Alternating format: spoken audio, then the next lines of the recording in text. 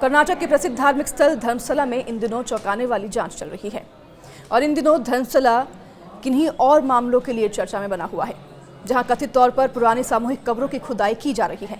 दरअसल यह मामला तब सामने आया जब एक पूर्व सफाई कर्मचारी ने दावा किया कि 1995 से 2014 के बीच कुछ लोगों को मारकर गुप्त रूप से यहां दफनाया गया था और अब तक की खुदाई में कुछ कंकाल और कई मानव हड्डियों के टुकड़े, साथ ही कपड़े और चप्पलें जैसी चीज बरामद हुई हैं। अब इस पूरे केस पर कर्नाटक के गृह मंत्री डॉक्टर जी परमेश्वर ने बयान दिया है। उन्होंने अपने बयान में क्या कुछ कहा, इसके बारे में आपको बताएंगे, लेकिन उससे पहले एक जरूरी अपडेट आपको दे दें।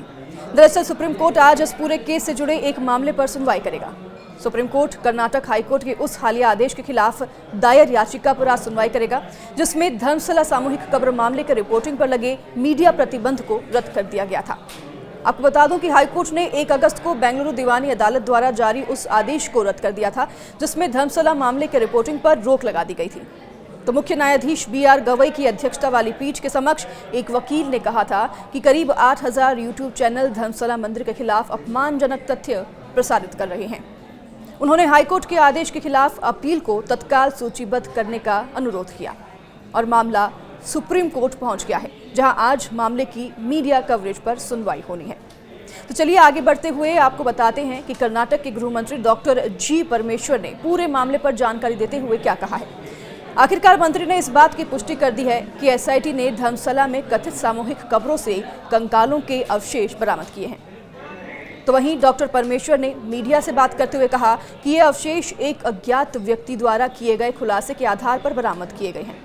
आपको बता दें कि यह वही अज्ञात व्यक्ति है जिसे मंदिर का पूर्व सफाई कर्मचारी बताया जा रहा है, जिसने खुद सामने आके गवाह दिया है। उन्होंने कहा है कि मुझे पछतावा हो रहा है कि मैंने इन लाशों को दफनाया, इसलिए मैं गवाही देना चाहता हूँ। ये वही अज्ञात व्यक्ति हो सकते हैं। तो वहीं मंत्री ने बताया कि व्यक्ति ने धारा 164 के तहत एक मजिस्ट्रेट के समक्ष अपनी गवाही दी थी।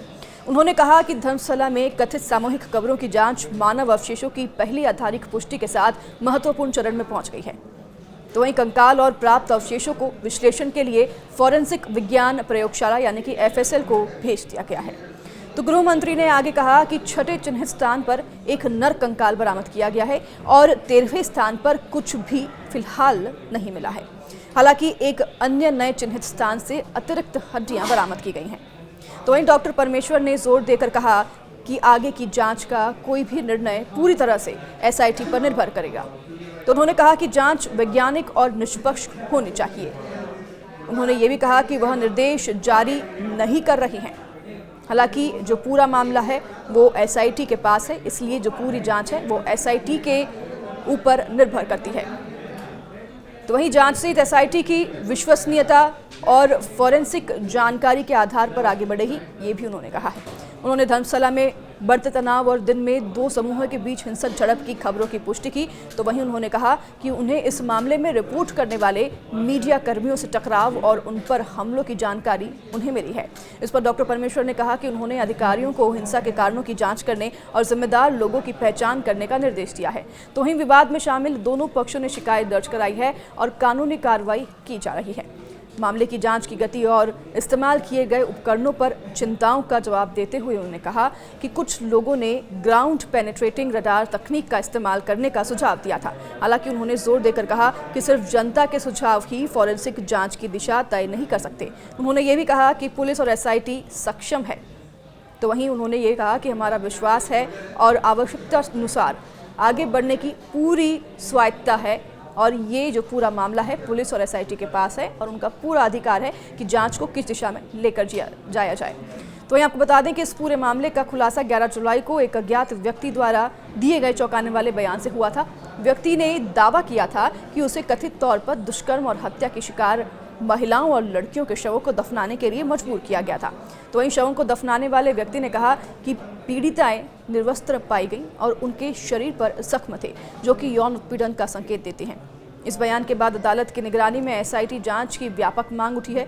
तो वहीं डॉक्टर परमेश्वर ने कहा कि इन गंभीर दावों और जन आक्रोश को देखते हुए उन्होंने SIT का गठन किया।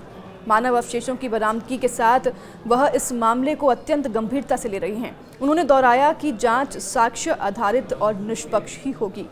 तो वहीं आपको बता दें कि इस पूरे मामले पर अब कई लोग भी सामने आने लगे हैं जो कि पीड़ित हैं, जिन्होंने अपनी गवाही दर्ज करानी शुरू कर दी है, जिनका कहना है कि उनके बच्चे या उनके परिवार का कोई हिस्सा इस समय गुमशुदा हुआ था, इस समय लापता हुआ था, और जब अब अवशेष मिलने लगे हैं तो लोग आकर सामने गवाही भी दे रहे हैं। लोगों ने कई चौंकाने वाले खुलासे भी इन बयानों में किए हैं।